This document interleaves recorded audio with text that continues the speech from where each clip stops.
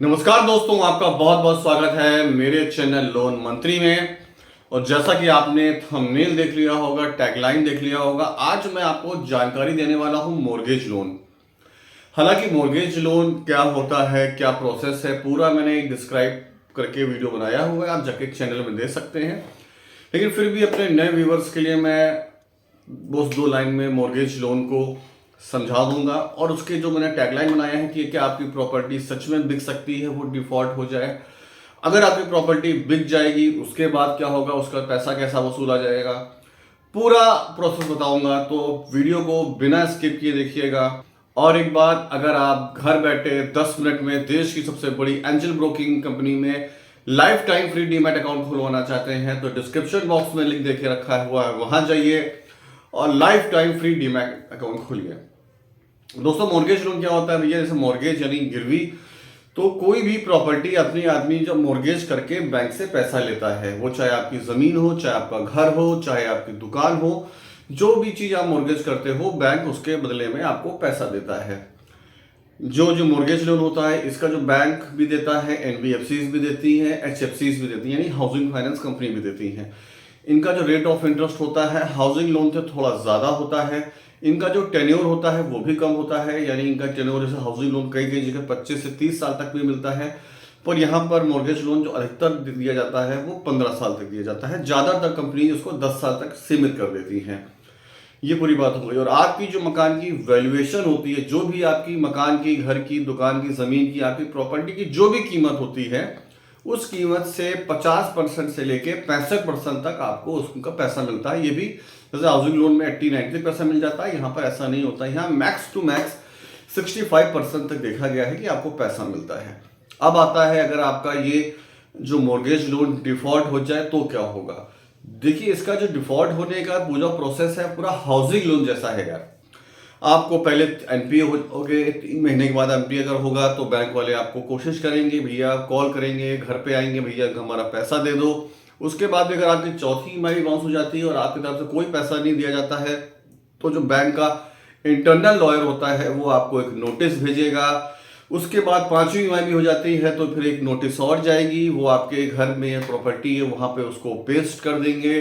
Paste करने के बाद फोटो वोटो खींच के ले जाएंगे। उसके बाद भी आपको थोड़ा टाइम दिया जाएगा। अगर 6th ईएमआई भी आपकी बाउंस हो जाती है और बैंक वालों को लग जाता है कि आप या तो जानबूझ के पैसा नहीं दे रहे हो, आपके इंटेंशंस रॉन्ग है, या तो आपके पास सच में पैसा नहीं है और उनको पैसा नहीं मिलने वाला है, उसके बाद भाई वो क्या करेंगे, उसके बाद वो क्या करते हैं, आपकी प्रॉपर्टी का पहले आपको एक नोटिस डिक्लेरेशन न्यूज़पेपर में हिंदी और अंग्रेजी में दे देते हैं, या जिस भी राज्य में हो। अगर आप महाराष्ट्र में हो तो वहाँ पे हिंदी, मराठी और एक इंग्लिश न्यूज़पेपर में या दे देते हैं। गुजरात में होगा तो गुजराती में देते हैं कि भैया ये प्रॉपर्टी है, ये बैंक इसमें ऑक्शन करने वाली है। उसके बाद क्या होता है कि वो जाके भाई डीएम ऑफिस से परमिशन लाते हैं कि ऐसा ऐसा था, हमको उनका प्रॉपर्टी बेचनी है, नीलामी करनी है। फिर उनको डीएम ऑफिस से अगर परमिशन मिल जाती है, उसके बाद फिर से आपको एक फाइनल नोटिस आता है और आपको एक समय दिया जाता है। जब आपको एक फाइनल नोटिस आता है और जब समय दिया जाता है कि भैया आपको 1 महीना और है, आप अपना मकान खाली कर दीजिए। अगर आप उससे पहले खुद से बेचना चाहते हैं तो खुद से बेच के हमारा पैसा दे दीजिए, पर मकान हमको खाली चाहिए, हमारा पैसा चाहिए। उसके बाद भी अगर आप खाली नहीं करते हैं एक ड्यू डेट में, तो पुलिस बल जाता है बैंक वालों के साथ, एक लीगल लॉयर होता है उनका इंटरनल, वो जाता है और फिर आपको एक टाइम दिया जाता है। उसके बाद फिर भाई जो बैंक वाले हैं वो आपका घर तो खाली करा ही लेते हैं। अब क्या होता है कि जब आपका घर खाली हो गया, तो ये पूरा मैंने आपको प्रोसेस बता दिया। अब क्या होता है कि जब आपका ऑक्शन होता है, फॉर एग्जाम्पल मान चलिए आपका मकान था 1 करोड़ का और उसके आगे आपने 60 लाख का लोन लिया था। अब जाहिर सी बात है, आप तुरंत तो डिफॉल्ट नहीं हो गए होंगे, साल 2 साल 3 साल 5 साल बाद डिफॉल्ट होंगे, तो 1 करोड़ का जो मकान होगा उसकी वैल्यूएशन कुछ ना कुछ बढ़ गई होगी। तो जो उसकी टॉप वैल्यूएशन होती है, जो बैंक वाले होते हैं इतना सपोर्ट कर देते हैं, उसमें उसकी नीलामी करते हैं। लेकिन उनको उतना उसकी गर्ज नहीं होती है कि हम उसको मैक्सिमम अमाउंट में बेच पाए। मैक्सिमम अमाउंट में बेचने की कोशिश करते हैं पर वहाँ बिकता नहीं, क्योंकि यहाँ नीलामी हो रही होती है। तो फॉर एग्जाम्पल आपका 1 करोड़ का मकान है और नीलामी में वो 90 लाख में बिक गया, तो 90 लाख में बिकने के बाद क्या होगी भैया, बैंक अपना 65 लाख रुपए रख लेगी और बाकी का जो आपका 25 लाख जो बचता है वो बैंक आपको वापस कर देगी। तो यहाँ पे क्या करना चाहिए अकलमंदी किसमें? देखिए यार, कंडीशन खराब किसी के साथ नहीं हो सकती है, खराब समय आ सकता है। और ये बात बिल्कुल सही है कि मॉर्गेज लोन अगर आप एकदम डिफॉल्ट हो गए, पैसा नहीं भर पा रहे हैं, तो आपकी जो भी प्रॉपर्टी, जो आपका घर, जमीन, दुकान जो भी है, वो तो बैंक नीलाम कर ही देगा। पर बैंक यहाँ क्या करता है कि बैंक उसको ज्यादा वैल्यूएशन देने में, यानी ज्यादा उसकी वैल्यू बेचने में उतना ध्यान नहीं रखता है, कि उसका फोकस होता है भैया हमारा पैसा पहले निकल आए, उसके बाद देखेंगे। तो इसमें यार सोल्यूशन ये है दोस्तों कि अगर ईश्वर ना करे ऐसी कंडीशन आ जाती है और बैंक आपको महीने 2 महीने का टाइम तो दे ही देता ही, उससे पहले भी आपको पता चल जाता है कि हम मैं लोन नहीं भर पाऊंगा, तो आप कोशिश करिए कि आप अपना मकान खुद से बेचने के लिए डीलर ढूंढ लीजिए। मान लीजिए आपका पेपर तो गिरवी है, अब जो खरीद रहा है उसको आप बोल दीजिए कि आप एक काम करो। मान लीजिए आपका 1 करोड़ का मकान था, 5 साल के बाद डिफॉल्ट हुए और 5 साल के बाद उसकी वैल्यूएशन 1 करोड़ 10 लाख हो गई, कि वैल्यूएशन बढ़ेगी।